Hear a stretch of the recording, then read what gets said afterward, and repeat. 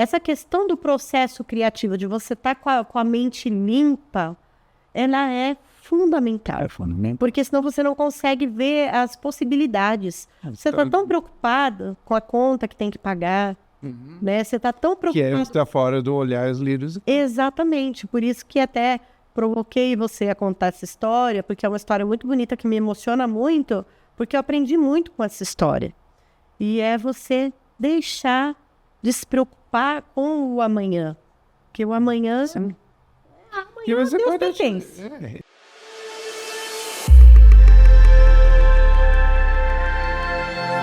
Olá, pessoal.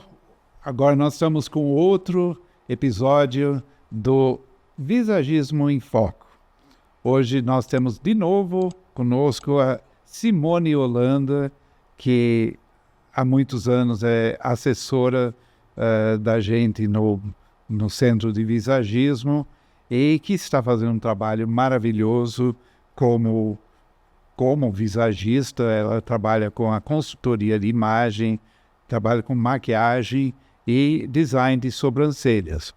E também ela vai falar sobre uma outra parte do que nós estamos desenvolvendo, que é a mentoria que ela está dando para os alunos que fizeram o curso, e ela vai falar sobre isso. Então, que bom que você veio de novo, Simone, e bem-vinda. E eu queria já começar falando sobre essa mentoria, né? Como é que isso desenvolveu, como que foi a ideia disso? Eu que agradeço estar aqui novamente, né, com você. E a gente estava falando, né, até antes da gente começar a gravar, que a gente começa a conversar com você, toda conversa a gente aprende mais. É sempre muito enriquecedor, né? Para mim é um privilégio poder estar aqui. Bom, como é que surgiu a ideia da mentoria, né? Muitas pessoas fazem o curso e têm dificuldade de colocar em prática nas suas áreas, né? Porque quando a gente fala de visagismo, as pessoas acham que o visagismo é só para a área do maquiador ou cabeleireiro, e as pessoas não têm noção da dimensão que é o visagismo, né? O Image ID, ele engloba muitas outras profissões. Então, são médicos, são dentistas, né? São cirurgiões plásticos, fotógrafos. Nós já tivemos várias profissões, né? Sim. Procurando a alfabetização visual. E às vezes a pessoa ela tem dificuldade, porque é um curso tão amplo, tem tanta coisa que a gente pode desenvolver, né? Que a gente pode trabalhar, que tem dificuldade de estar colocando em prática ali na sua profissão e tem medo de errar, né? As pessoas... Eu sempre falo assim, mas por que você tem medo de errar se errar já vinha fazendo? Né? Agora está com medo de acertar. E é um pouco, assim, eu acho que grande parte, porque é a grande mudança de você simplesmente seguir um padrão ou seguir como fazer, né, um passo a passo, para você criar. E isso é uma grande mudança mental. E eu acho que é isso que dá a insegurança. Será que eu vou criar corretamente? O que seria criar corretamente, né?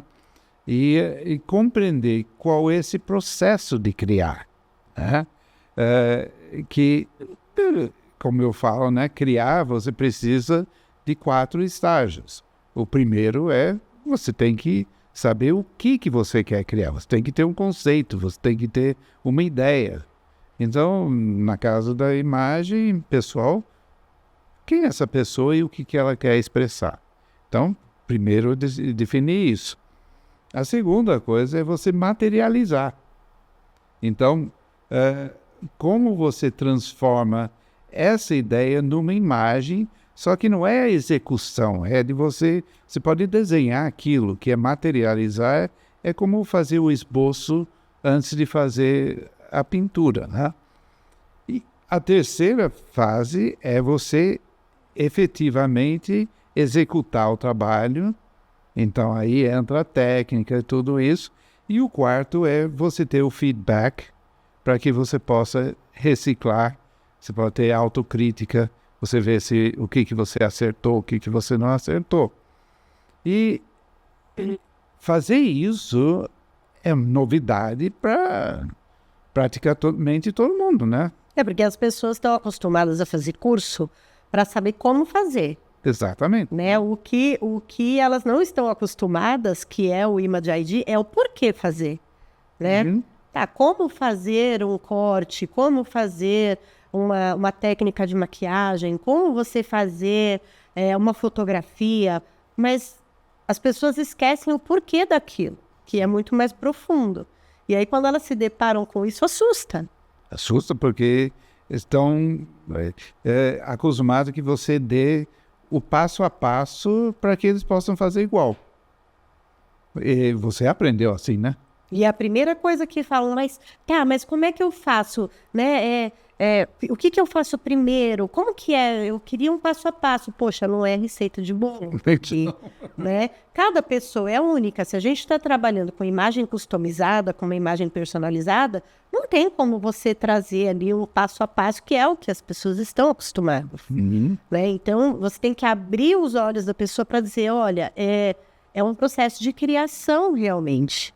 Você precisa olhar, você precisa ter a sensibilidade para fazer aquela leitura, para identificar o que aquela pessoa precisa, porque às vezes a pessoa não sabe nem falar o que ela precisa.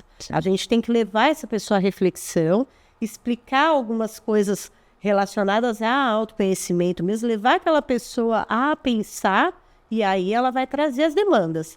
Porque senão a pessoa não sabe. Você simplesmente chegar e dizer, mas o que você quer expressar com a sua imagem? A pessoa, ela fica, não sei, quero ficar bonita? Não é? Isso é banal. Não é só isso. Todo mundo quer ficar bonito e mais jovem. Mas para quê? Para quê? Exatamente, para quê? Então, o que você quer? Então, você tem... Mas eu vejo que as pessoas, em primeiro lugar, têm muita dificuldade com análise facial, né?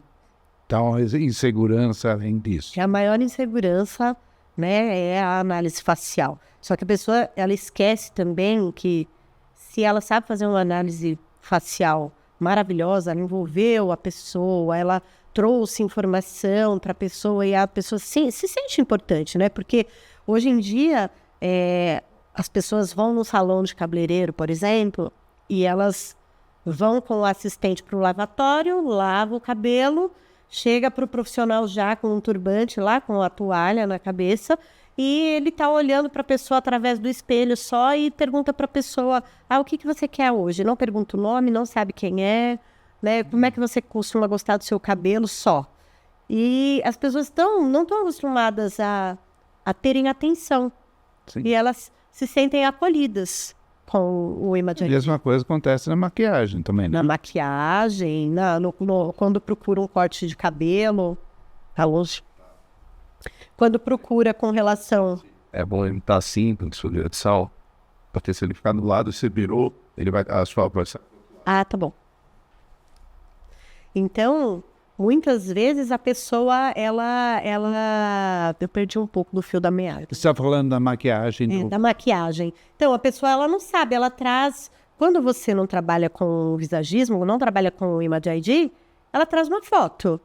E aí ela traz uma foto e a pessoa, geralmente, ela vai fazer o quê? Ela vai copiar aquilo, né? Só que aquela pessoa tem traços totalmente diferentes daquela pessoa que trouxe a foto.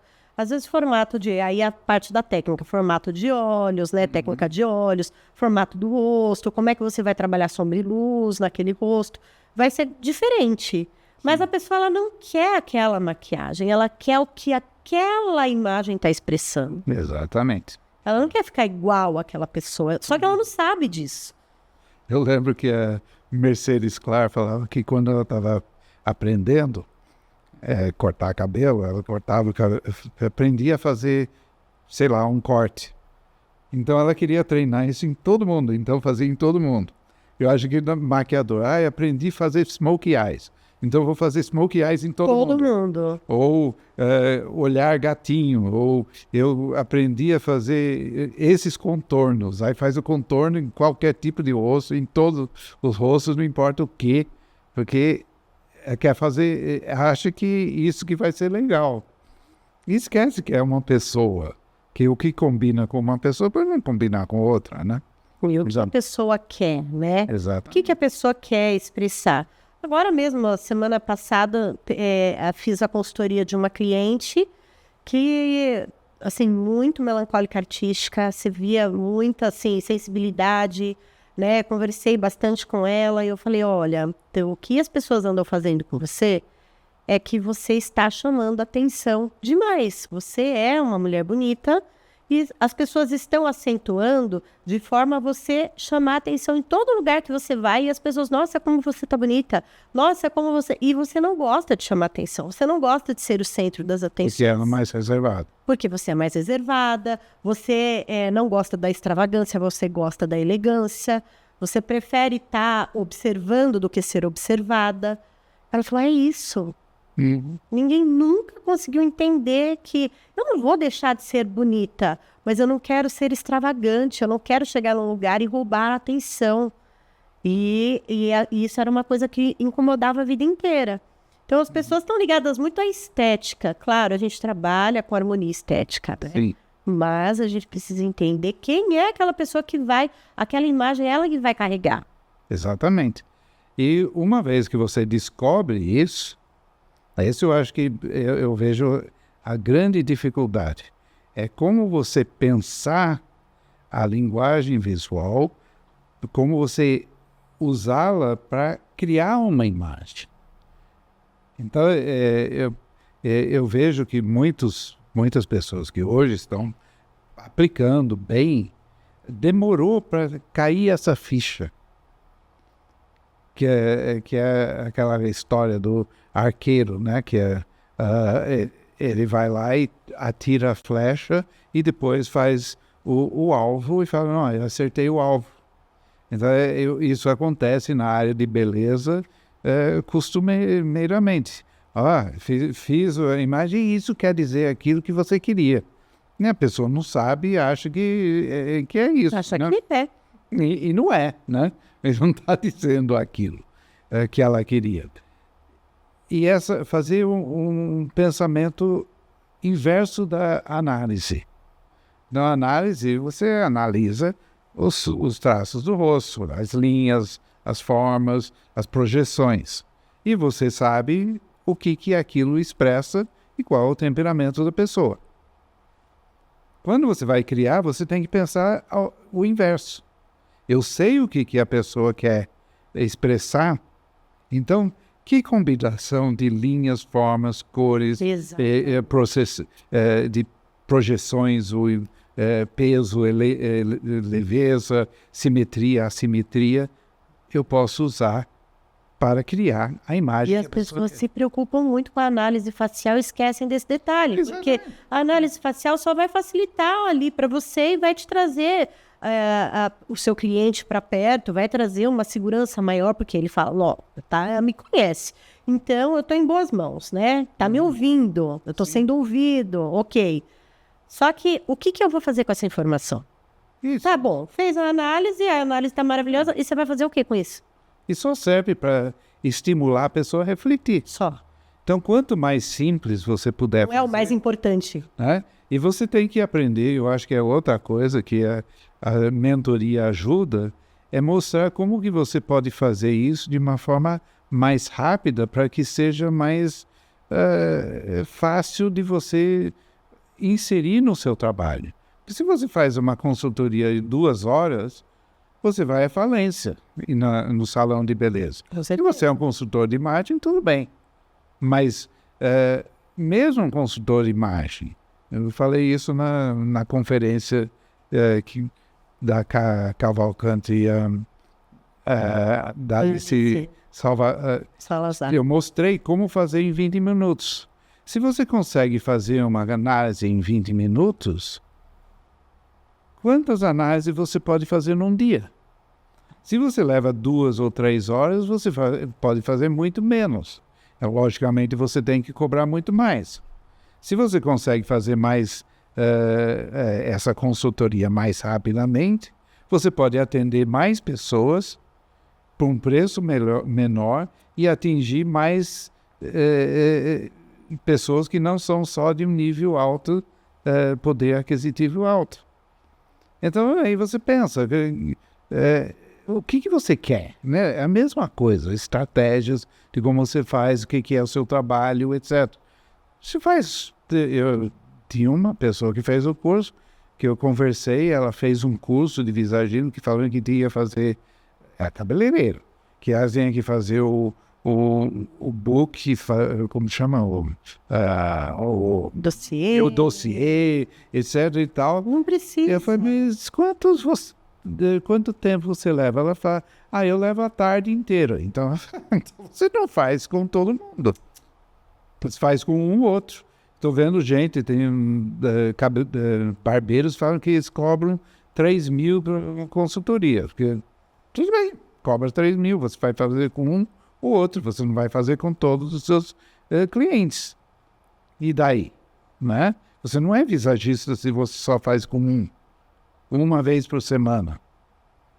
E é interessante, né? Eu lembro muito da época que eu tinha os cursos presenciais e a primeira coisa que a pessoa tinha ali, a preocupação dela, né? De elevar o ticket, que é o que todo mundo faz hoje. No marketing digital tá muito assim, né? A pessoa, você vai atender tal coisa, tal demanda e você vai ganhar muito dinheiro, você vai aumentar o seu ticket, né? Então você vai ser uma pessoa de alto valor.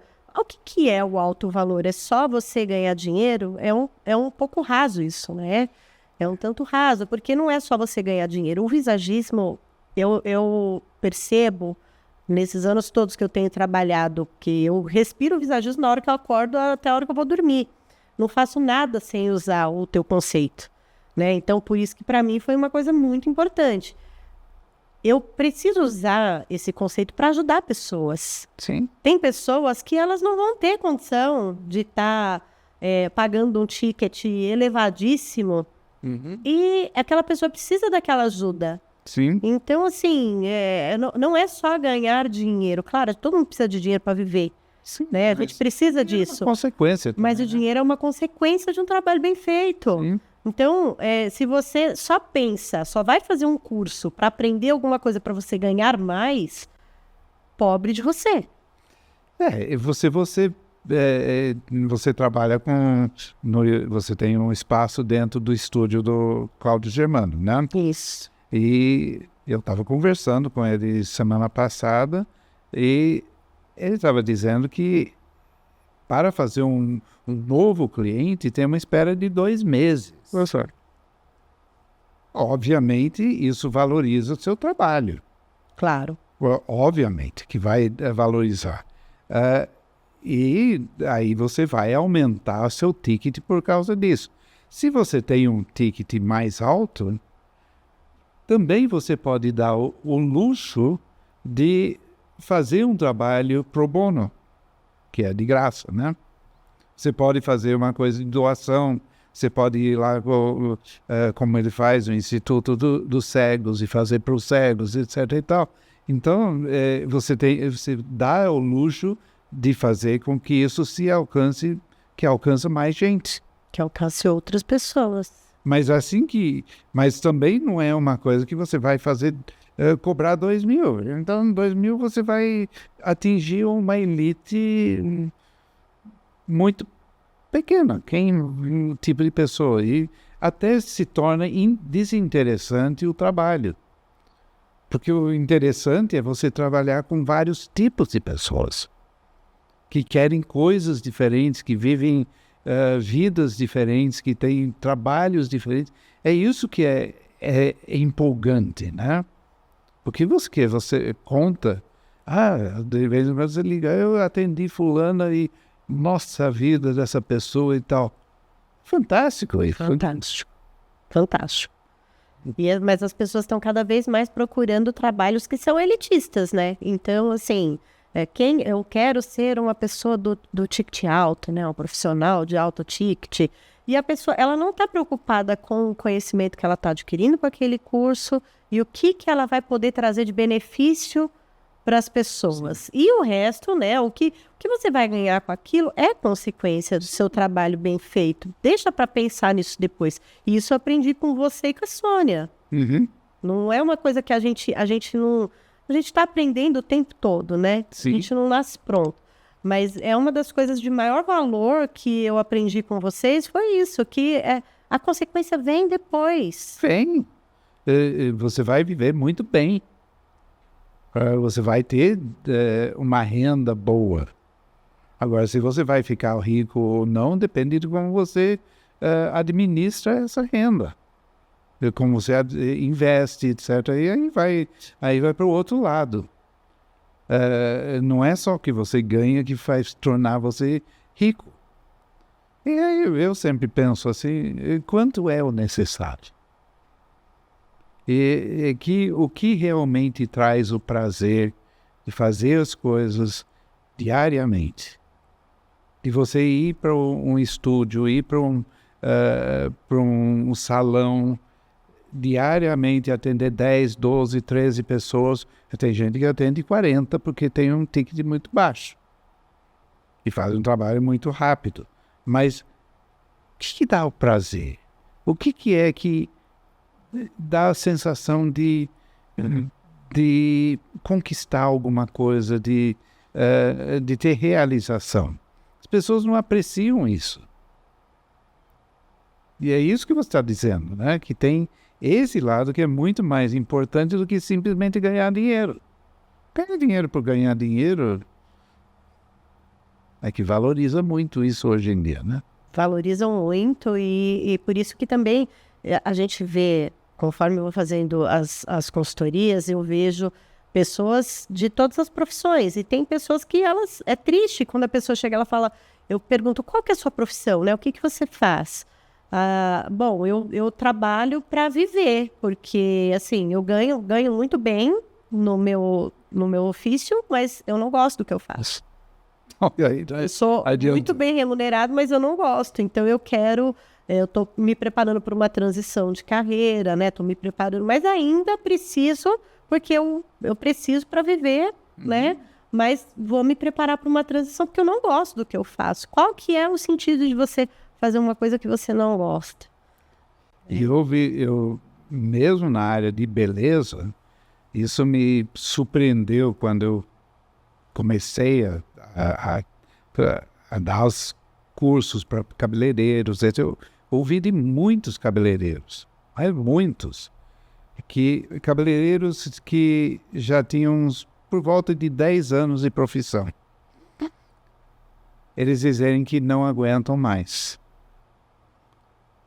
Não estava dando prazer de cortar cabelo. Por quê? Porque entram numa rotina.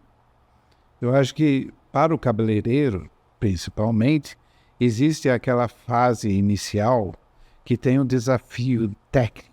Como que eu faço um corte? Como que eu faço corte bem feito? Você faz cursos, você investe, etc. e tal. E aí você, se você realmente quer ser bom nisso, tecnicamente, aí você investe e viaja para Londres, você vai fazer um curso com Vidal Sassoon, gastar quase 10 mil reais numa viagem para fazer lá. Ou você vai lá para Longueiros, ou você vai para Paris fazer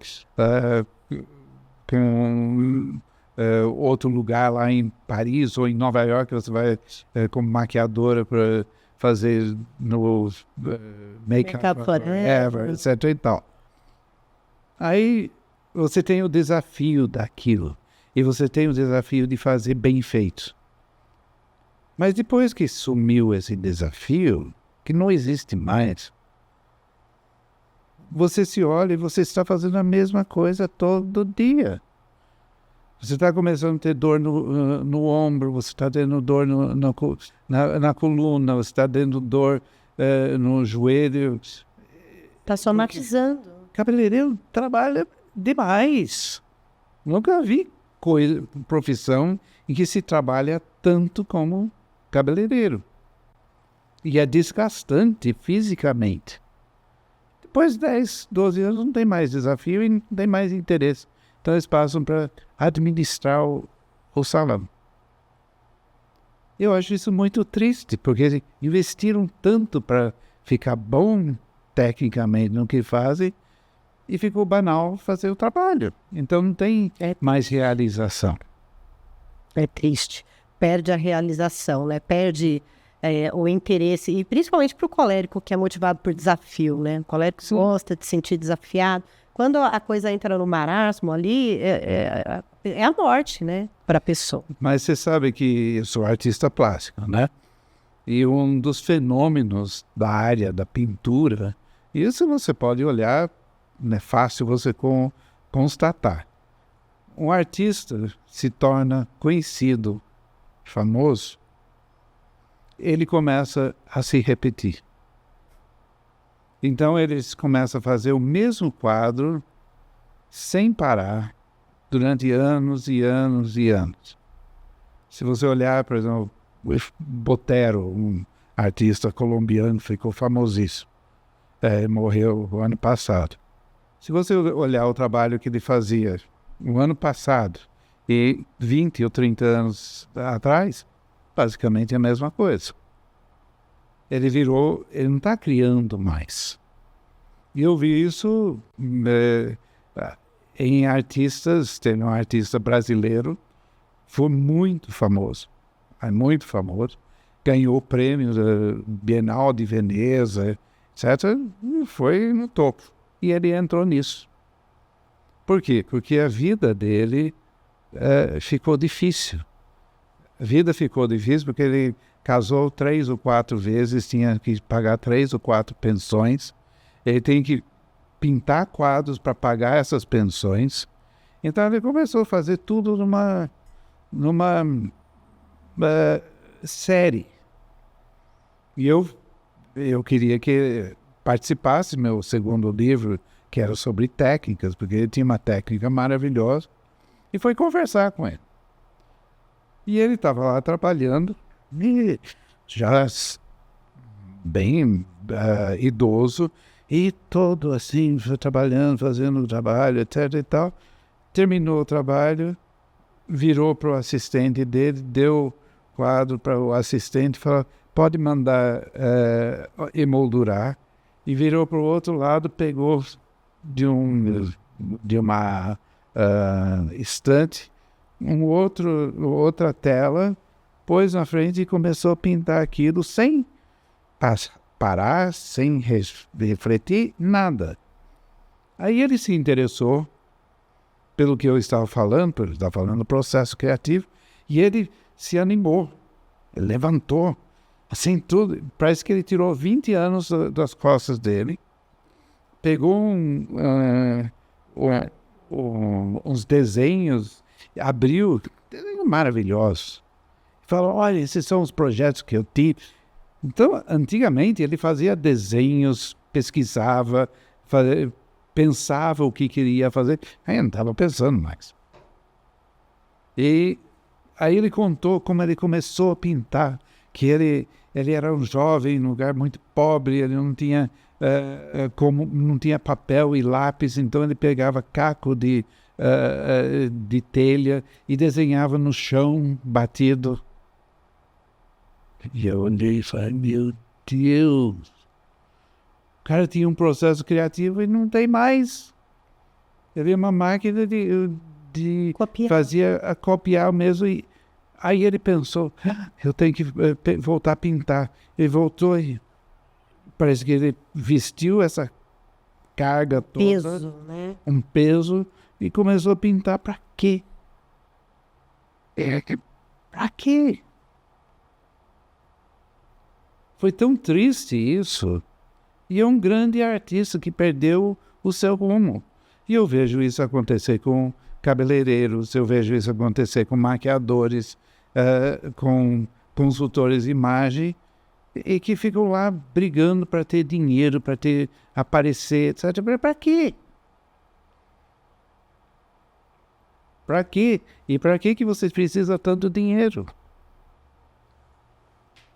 Não precisa tanto as coisas, né?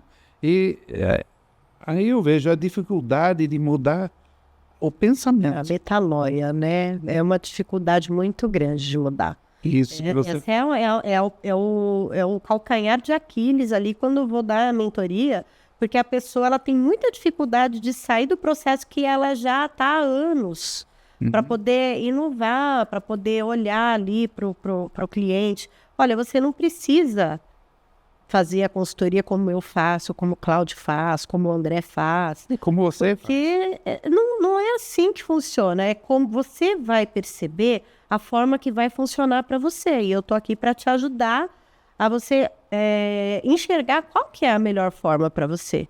Para você pode ser que funcione trabalhar com dossiê, para você pode ser que não funcione, que você precise de menos tempo.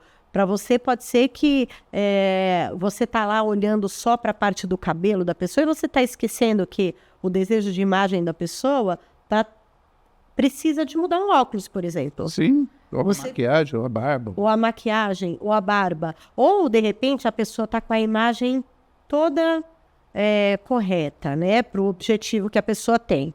A pessoa abre a boca para conversar, os dentes da pessoa... Destroem a imagem. Aí a pessoa abriu a boca, aquele ruído vai atrapalhar e a pessoa não vai conseguir chegar... Vai destruir a imagem da pessoa. E aí não adianta você fazer um cabelo muito bem feito, com a técnica muito bem feita, e você adequar a imagem da pessoa inteira se você não mexer nos dentes. Então, por isso que eu falo, às vezes uma consultoria que eu faço, eu consigo chegar no desejo de imagem da pessoa junto com ela em um mês. Aí você ajusta uma barba, ou ajusta uma maquiagem, o cabelo, a roupa. E às vezes eu fico ali 2 anos com aquela pessoa, dando suporte. Por quê? Porque às vezes a pessoa precisa fazer uma cirurgia nos dentes, às vezes a pessoa precisa de uma harmonização facial, às vezes ela precisa se organizar financeiramente também para fazer toda essa mudança. Às vezes a pessoa vai passar por transição capilar, tem que esperar o cabelo crescer. Sim. Como é que vai fazer para você poder fazer essa adequação em tão pouco tempo? Então, precisa entender qual que é a sua área de atuação, o que você espera transformar a sua carreira, a sua profissão, os seus atendimentos com o Image ID. Como é que a gente vai fazer isso? Vamos achar um jeito juntos de você conseguir trazer para o seu dia a dia um conceito que é tão revolucionário. Eu converso com amigos da área de RH, eles falam, gente, isso daí para mim vai ser ótimo, porque eu vou conseguir contratar pessoas corretas para determinada função e eu vou deixar de demitir, porque eu vou começar a realocar peças que eu tenho dentro da minha empresa, que às vezes elas só estão no lugar errado. Está em vendas quando deveria estar em compras, por exemplo. Só preciso mexer, e às vezes eu estou contratando em compras, não estou achando a pessoa correta, eu vou ter que treinar aquela pessoa porque ela não conhece nada da empresa, não conhece os processos, e eu tenho uma pessoa ali que eu estou para demitir. E que já está perfeita para que está perfeita para aquele cargo, e eu não estou enxergando isso. Exatamente. Então, são tantas áreas de atuação que a gente pode trabalhar com o visagismo Image ID, que são infinitas possibilidades, porque hoje tudo é visual.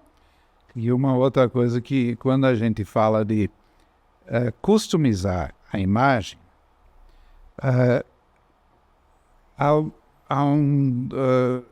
essa coisa de ter esses padrões são tão opressivos que destrói a capacidade de ver alternativas, de pensar, como diz, fora da caixinha. Então eu fiz um cálculo um dia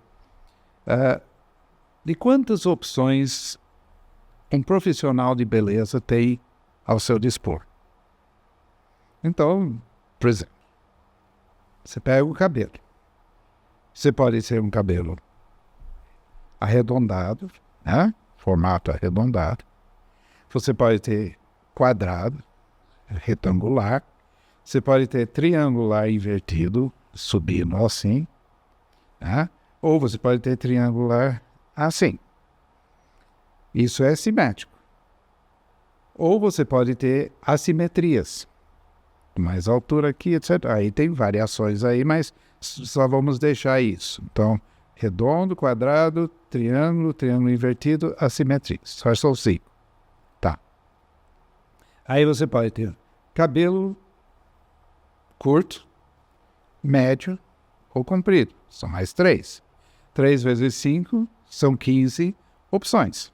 Já tem 15 opções aí. Aí você pode ter um cabelo que cai reto, que cai para fora, ou que cai para dentro. São mais 3. São 45 possibilidades. Aí você tem a técnica. Então você tem as elevações, que cada elevação vai criar um efeito diferente. Então você pode cortar o cabelo em 180 graus aqui, ou em 0, ou 45, 90 ou 135. Isso é como você estica o cabelo. São mais 1, 2, 3, 4, 5. 5 vezes 45, já estamos chegando a 200 e não sei quantos. Quantas possibilidades, né? Aí você pega ângulos de corte. Aí você pensa em coloração. Aí você pensa na franja, que você vai ter uma franja assim e tal. E você vai... se você só aí, já estamos chegando a 10 mil opções.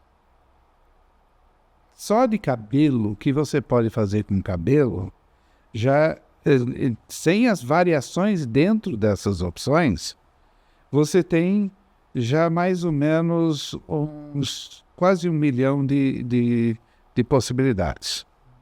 Tá? Aí você entra com sobrancelha, com maquiagem, com os dentes, com a roupa, com os acessórios, etc. Quando eu cheguei ao final dessa conta, eu já tinha passado, eu não sabia nem como fazer conta mais, porque já tinha passado de 17 bilhões de opções. Bilhões. Quer dizer que você pode fazer com essas variações 3 diferentes imagens para cada pessoa nesse planeta. Somos 8 bilhões vezes 3, são 16 bilhões. E ainda sobra 1 bilhão de opções. Isso é liberdade de criação. E o que acontece para a maioria? A maioria está fazendo 3 cortes exatamente iguais. Na barbearia estão fazendo um corte. Tudo igual. Tudo igual. Por quanto tempo a pessoa vai conseguir cortar esse mesmo corte todo dia para todo mundo fazer a mesma coisa? Vai compensar ganhar dinheiro com isso? Atrofia tudo. E se todo mundo está fazendo a atrofia seu mesma coisa, processo criativo. diferencial. Não tem diferencial nenhum, né? Porque é tudo muito igual. E aí você atrofia o seu processo criativo. Né? A pessoa tem que entender, eu falo, parece que é uma venda que sai, que cai dos olhos quando a gente entende que é treino de olho. Eu lembro muito da Sônia me falando sempre isso. Treinar o olhar, treino de olho. Isso já é difícil. Já é difícil. Mas quando você treina o seu olhar e você começa a enxergar que tudo que está à nossa volta tem linhas, tem formas, tem cores, que a gente precisa só trabalhar os símbolos arquetípicos e empregar da forma correta, de acordo com o desejo da pessoa. Sim. Você tem uma liberdade de criação muito grande. Sim. Então você tem que estudar. A maior parte eu vejo muitos alunos não sabem estudar.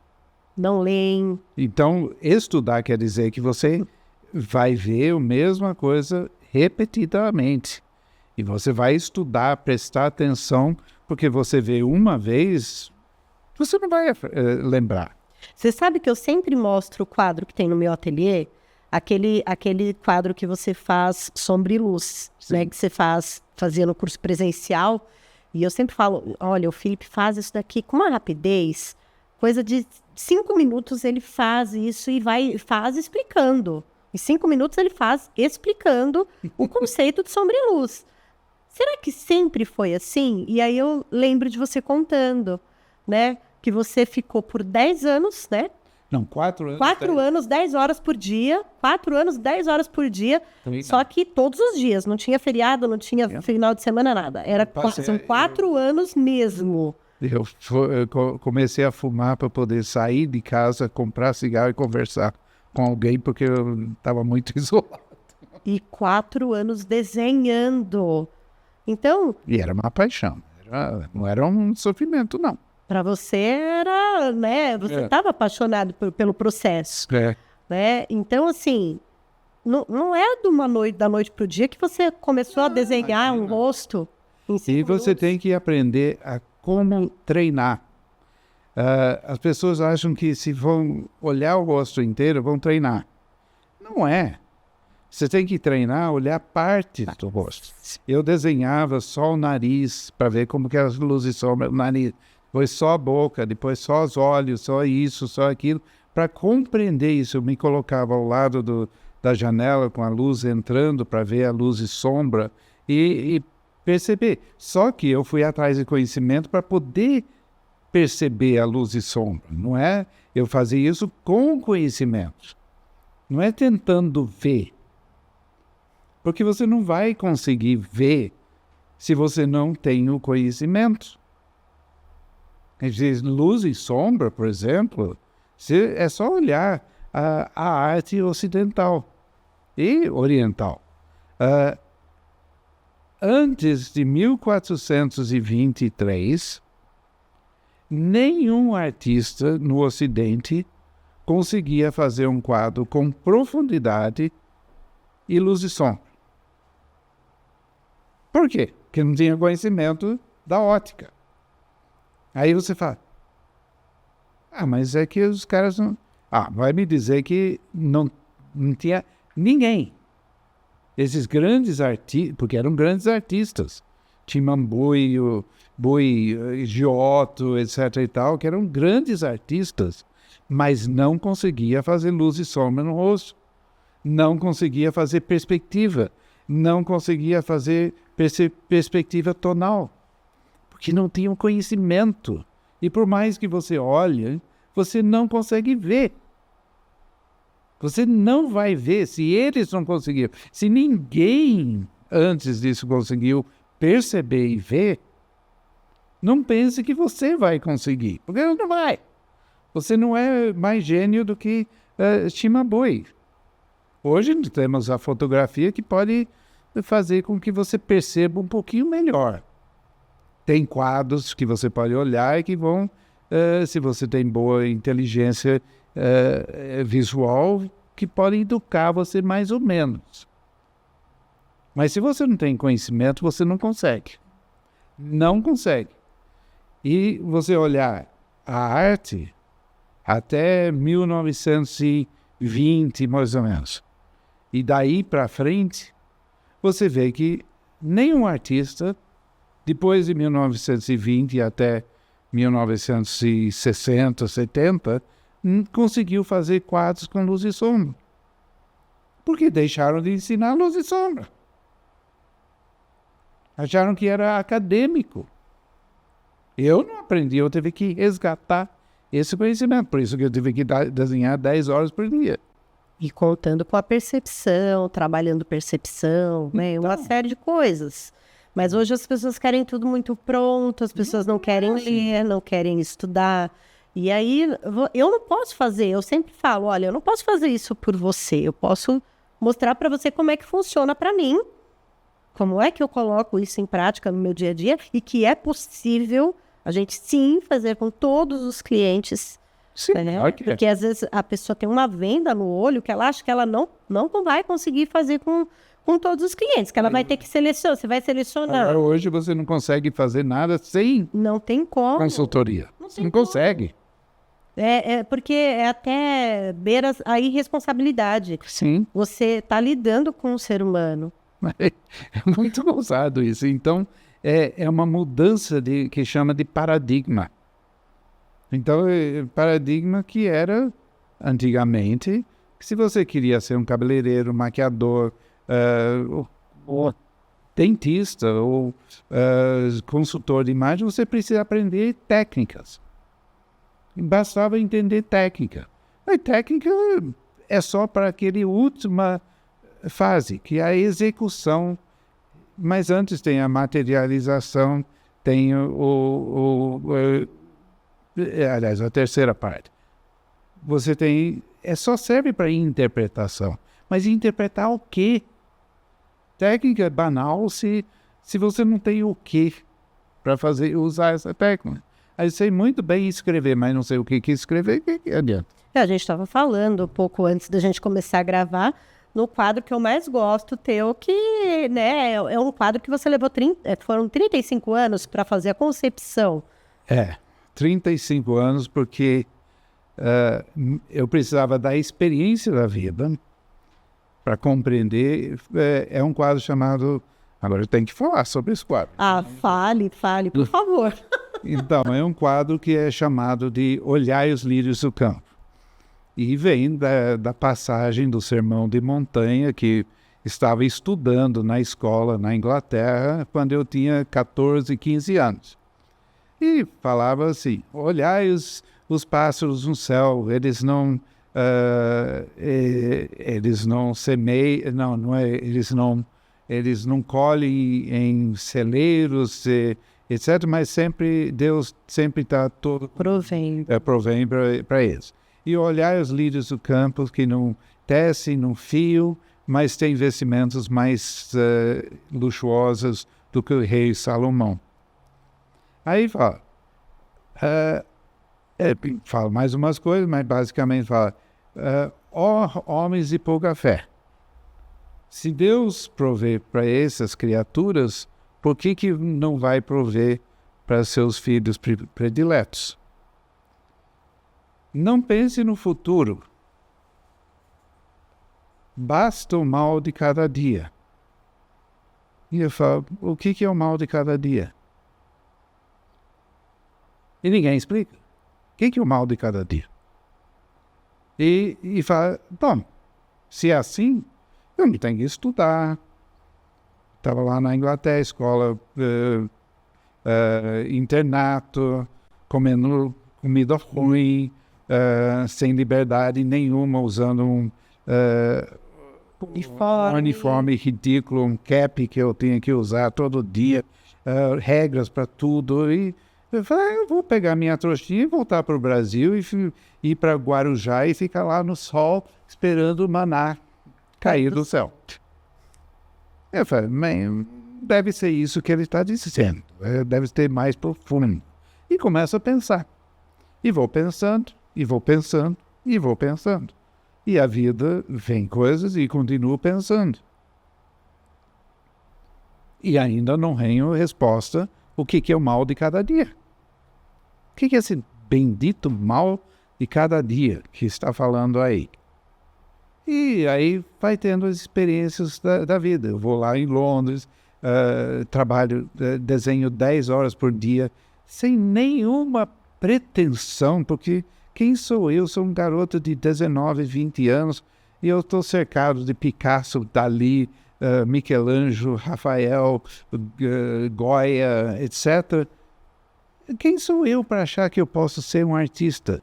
Mas eu preciso disso, eu vou continuar sem nenhuma pretensão. E para meu espanto, eu volto para o Brasil, faço umas coisas, foi para 19 galerias, todo mundo dizendo não, que seu trabalho é maravilhoso, mas não vai vender. E finalmente alguém fala que seu trabalho é maravilhoso, o Pietro Maria Bardi, do MASP, mas não vai vender. E eu vou lá na Galeria André, e o Galeria André fala: eu quero fazer exposição. E entra na casa dele e em 3 horas ele vende 5 quadros. E aí ele fala: quantos estão os quadros? Eu falei: tá isso. Muito barato, eu tenho que dobrar. Eu falei: bom, se não vai vender, não importa se eu estou nesse preço, eu dobro, não vai vender. E a exposição vendeu tudo. Sobrou um quadro. Foi o quadro que eu quis para guardar para mim. Que maravilha! Aí, eu sou um artista. E aí vem as vozinhas. Agora você é um artista, você tem que pensar na sua profissão, você tem que fazer uma segunda exposição e não sei o quê. Em vez de pensar na arte, eu começo a pensar na minha profissão. Eu faço uma segunda exposição, vai bem, vende muito bem, mas não é a mesma coisa que a primeira. Eu vou para Londres para ficar pensando, eu estava ganhando muito dinheiro. Pude ir para a Europa e ficar 5 meses lá, comprando apartamento aqui, ganhando e comprando carro novo. Fui para lá para colocar a minha cabeça no lugar. Volto para o Brasil, aí uma série de coisas acontecem lá, e eu vou de lá em cima para baixo. Tá. Começo a entrar na educação. E aí eu me apaixono pela educação, me dou para a educação, ganhando isso de dinheiro, porque o professor não ganha nada. Né? Lá no liceu, etc., criamos uma coisa fantástica lá dentro, porque minha cabeça é sempre procurando fazer coisa diferente, como é tal. Por isso que meu cabelo é desgrenhado, porque tem críticas, você tem que... Eu não sou certinho, não sou. Eu não quero uma imagem certinha. Não, você é não sou convencional. Então, isso é para responder quem fala, seu cabelo dele, por que você não faz? Eu não sou convencional. Bom, aí o doutor Roberto Mulaerte vem para mim e fala, eu quero que você faça um programa na TV Cultura. Eu não sei nada de televisão, eu falo, eu faço. Sônia fala, você é louco. Mas eu não conheço nada de televisão, não falo português direito, não sei lá e tal. Sim, mas eu aprendo. Leva 6 anos, ganho, faço um programa, revesti, ganhava como se fosse um salário mínimo por cada programa. Depois saiu, depois de 6 anos, sai o Amondif. Foi um sucesso. Foi 6 anos atingindo milhões de pessoas. Saiu um livro que vendeu 50 mil livros em 9 meses. Ganhei dinheiro como consequência, etc. Todo mundo falava que ia vender o mínimo, uma edição em 1 ano. Vendeu 50 mil, que era como 10 edições. O programa teve 3 pontos de Ibope. Batia o Sérgio Malandro, que era o mesmo horário, e encostava na Xuxa. Credo! Aí, agora eu sei, fez o primeiro livro. Agora eu sou escritor, tem que fazer, vem as vozinhas de novo. Em vez de pensar no que eu estou fazendo, começo a pensar na profissão. Saiu o segundo livro, ficou legal, eu queria fazer um segundo programa, não saiu o segundo programa. Eu falei, o que está errado? Aí caiu a ficha. O mal de cada dia é você estar sempre tentando controlar as coisas. Controlar o futuro e resgatar o passado. Você pensa no passado ou no futuro e não pensa no presente. Você tem que ter o espírito desses passarinhos, que eles não pensam no futuro, eles simplesmente fazem. Entram no fluxo das coisas. E aí eu sabia o que pintar. Aí foi 1 ano pintando esse quadro, que a Simone falou, porque aí caiu a ficha. Quando eu me apaixonei pelas coisas, fiz as coisas simplesmente por me entregar a fazer as coisas, tudo deu certo, tudo fluiu. Quando eu queria controlar as coisas, eu interferia no fluxo do universo. E quem sou eu para saber o que é bom para mim? É isso que é fé. Na minha concepção, isso é fé. Isso é o Zen, isso pode ser, isso está no hinduísmo, está no judaísmo, está no cristianismo, é central a todas as religiões. E aí eu aprendi. Aí veio o visagismo. E desde então, no visagismo, eu trabalho com esse conceito de fazer um trabalho melhor que posso para trazer algo para os outros. Não é para mim. Eu também preciso mais muita coisa. Por que fica pensando para mim? Esse trabalho, você vê com o testemunho da Simone, faz tanto bem para as pessoas. O que você já viu de resgatar pessoas do fundo do poço, pelo um corte de cabelo, por uma maquiagem, porque você criou uma imagem, criou uma identidade, resgatou a pessoa. Que coisa mais maravilhosa do que isso tem? Não tem. Não tem. E quando eu lembro que você fala, o que eu faço na pandemia, né? Você falou, eu estou com dívidas, eu preciso fazer. Por que você não faz consultoria online? Você está falando que 2, 3 consultorias por dia. Foi muito interessante esse processo, porque tem toda uma história, né? Na pandemia, tem aquela história que todo mundo precisou se virar com alguma coisa e todo mundo se meteu a padeiro, né? Fazer pão. As pessoas queriam aprender a fazer. E, para mim, minha família é uma família de mulheres que são muito boas no que fazem na cozinha. Você cozinha muito bem. E eu gosto disso, mas eu tinha uma frustração porque eu não sabia fazer pão. Não dava certo, não crescia, não tinha jeito. E a minha avó tem uma receita de pão que já veio de mãe para filha, e a minha mãe faz muito bem esse pão. Bom, vou aprender a fazer, agora eu tô com tempo, vou aprender, se não der certo, uma hora vai dar certo. E aí fiz um curso online de fermentação natural, porque eu queria desenvolver a parte da fermentação natural. E aí, imagina, impaciente como eu sou, você vai fazer um curso de fermentação natural. Quando é que esse fermento fermenta mesmo? Que ele fica no tempo dele. Às vezes em 10 horas, às vezes em 8, às vezes em 20. Depende do calor do dia. Depende do dia, depende de uma série de fatores. Umidade, né? E aí eu tive que aprender a ter paciência com o processo. É um processo de criação também. Porque então você cria aquela receita, tem o processo todo que eu tenho que esperar, não o meu tempo, mas é o tempo do É uma pão. receita, mas nunca é igual, né? Nunca é igual. E nesse processo, a minha mente eu comecei a desbloquear meu processo criativo, porque minha mente estava limpa.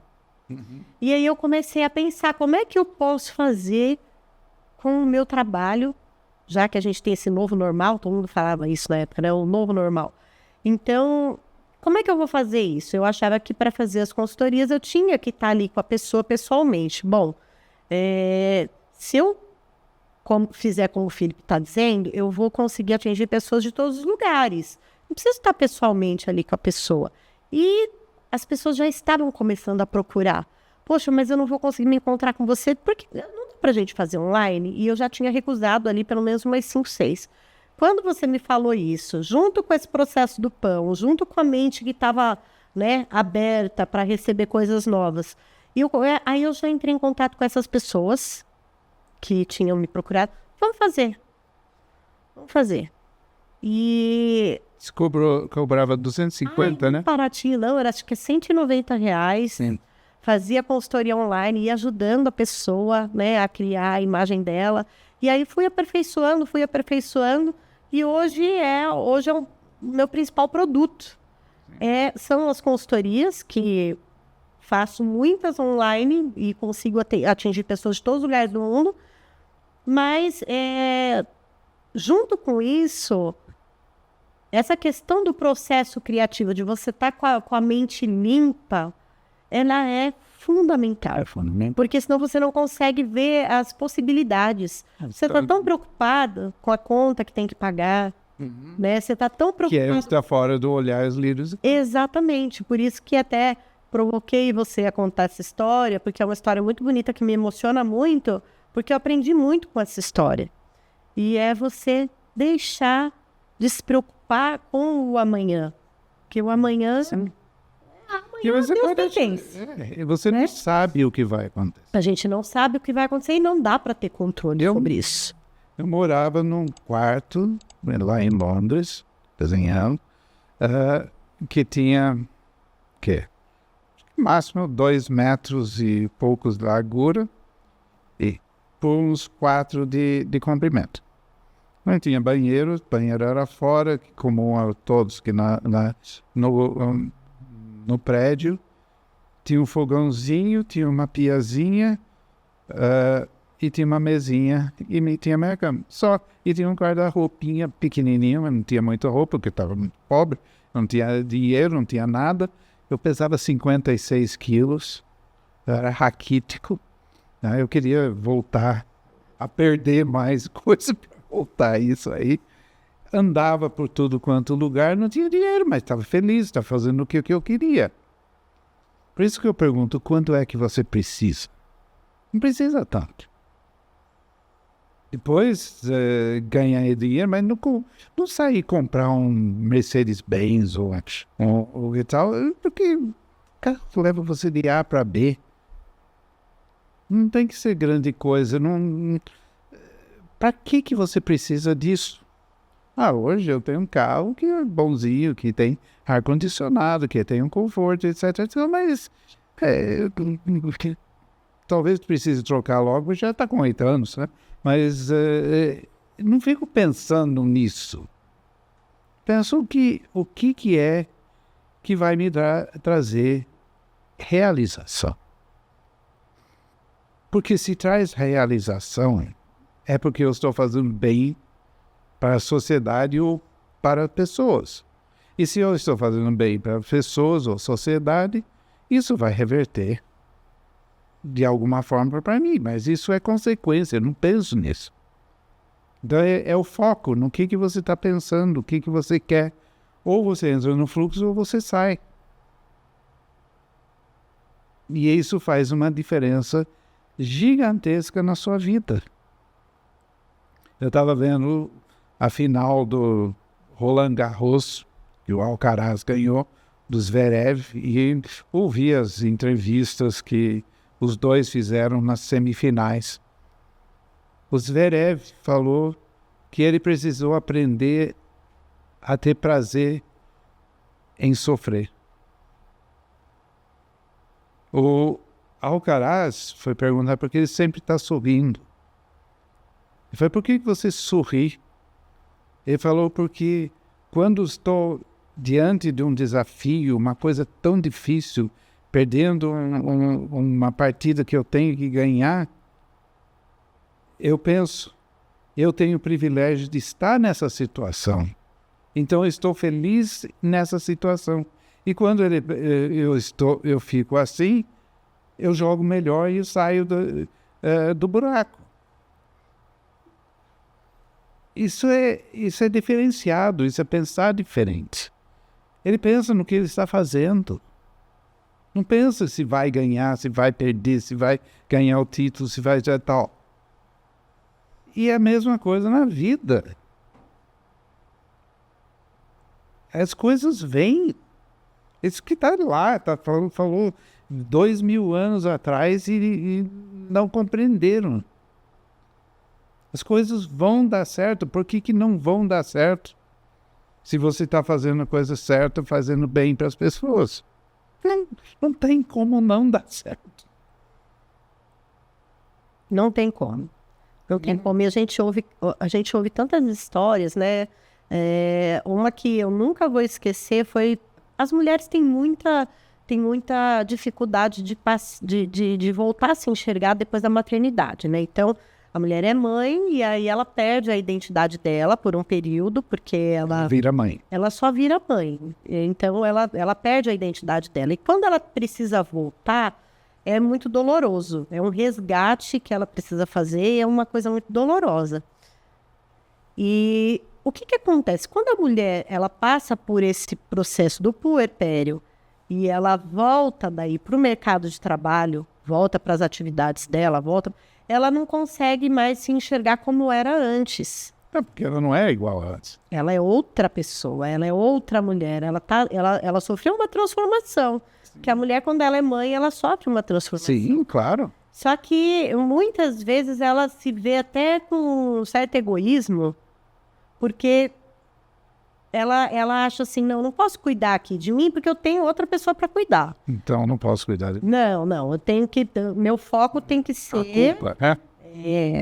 meu foco tem que ser meu filho. Se eu vou comprar alguma coisa, eu tenho que comprar para o meu filho, né? Então, existe essa questão da perda de identidade e essa questão da gente conseguir ajudar essa mulher a se olhar novamente no espelho e mostrar para ela, olha, se você não estiver bem, você não consegue fazer o bem para ninguém. Você não consegue ajudar ninguém. Você precisa estar bem, você precisa estar forte, você precisa se olhar no espelho e ver a tua real essência. E você vai conseguir passar por tudo isso. Bom, essa moça, ela me procurou e a gente teve que mexer com tudo, porque ela não sabia se vestir mais, ela não sabia mais como se maquiar, ela não sabia como arrumar o cabelo, tudo tinha mudado. E ela estava num processo seletivo online, porque naquela época a gente ainda estava voltando, estava entre o híbrido e o online, e ela estava num processo seletivo para uma outra função dentro da empresa dela, porque aquela função que ela fazia antes de ficar grávida já não existia mais. Ficou 6 meses fora, já não existia mais, então ela precisava... Como muda rápido. Mudou tudo para ela. E ela falou, bom, eu não me sinto capaz. Eu sei que eu sei desempenhar aquela função, mas eu não estou me sentindo capaz. Bom, fizemos tudo. Mexemos com óculos, as roupas, corte de cabelo, cor. Mexemos com tudo. Até os dentes ela fez. E aí depois fiz o trabalho e tudo. Ela ficou feliz e foi embora. Quando ela voltou depois de 6 meses para fazer o retoque da cor do cabelo, ela falou para mim, Simone, eu tenho que te contar. Sabe aquele processo seletivo que eu estava pleiteando? Eu não consegui. Eu falei, nossa, não, mas o que aconteceu, né? Porque quando eles viram como eu passei por aquele processo seletivo, eles me mandaram para um outro cargo que eu levaria 2 anos a mais para conseguir. Pulou etapa. Ela pulou etapas. Então, quer dizer, ela no plano de carreira dela, ela pulou ali 2 anos. Nossa. E ela conseguiu uma promoção, estava super feliz. E ela falou, eu tenho certeza que isso foi porque eu me olhava no espelho e eu me via capaz. E eu não estava me vendo capaz. Autoconfiança, autoestima. E foi isso que ela pediu. Infelizmente, temos que parar, porque já estamos no final. Se deixar, a gente fala aqui até. Mas nós vamos ter outro, e muito em breve, nós já estamos programando fazer um outro episódio falando sobre temperamentos. Então, fique ligado que nós temos vários outros episódios falando de muitas coisas diferentes. E isso hoje é só, mas inscreva-se no canal, dá o seu comentário, dá o seu like e até a próxima. Tchau. Tchau, tchau.